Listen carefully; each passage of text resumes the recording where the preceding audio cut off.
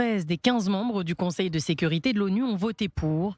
La Chine et la Russie se sont abstenus. La résolution proposée par les États-Unis a été adoptée hier soir. Le texte prévoit notamment la création d'une force internationale de stabilisation qui contribuera à sécuriser la bande de Gaza, le désarmement du Hamas ainsi que l'ouverture d'une voie vers la création d'un État palestinien. Basée sur le plan 20 points de Donald Trump visant à mettre fin à la guerre à Gaza, cette résolution apporte un soutien indispensable aux efforts de Washington pour maintenir le cessez-le-feu signé le 9 octobre.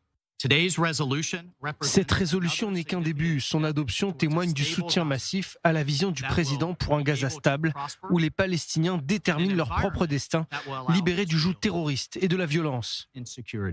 Dans un message posté en anglais sur X, Benjamin Netanyahou a félicité le président américain et son équipe pour ce vote. Nous sommes convaincus que le plan du président Trump mènera à la paix et à la prospérité car il insiste sur la démilitarisation complète de Gaza, son désarmement et sa déradicalisation.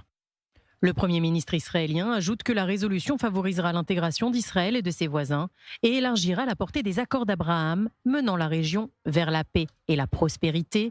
Le message ne mentionne pas l'opposition d'Israël à la création d'un État palestinien. Cette partie du projet a été ajoutée sous la pression des pays arabes. Et si Israël n'a pas publiquement contesté le plan de Trump, Benjamin Netanyahou a clairement indiqué que son opposition ferme à un État palestinien demeure inchangée. De son côté, l'autorité palestinienne s'est félicitée de l'adoption de cette résolution. Le Hamas, lui, l'a fustigée, expliquant qu'elle ne correspond pas aux demandes des Palestiniens.